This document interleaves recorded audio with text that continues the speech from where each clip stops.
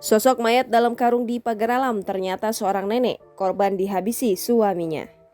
Polres Pagar Alam akhirnya bisa mengungkap sosok mayat di dalam karung yang ditemukan membusuk di kawasan Simpang Petani, Kota Pagar Alam, Sumatera Selatan pada Minggu 17 Oktober 2021 kemarin membuahkan hasil.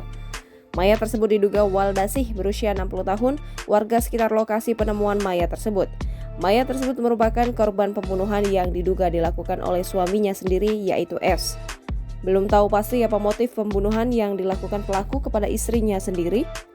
Namun pelaku diduga sempat melarikan diri ke Kota Prabu Mulih dan ditangkap di tempat persembunyiannya pada Senin 18 Oktober 2021 sekitar pukul 4.00 waktu Indonesia Barat dini hari. Sumber dari kepolisian, jika motif pelaku menghabisi pasangan hidupnya itu karena S terlalu kesal dengan istrinya.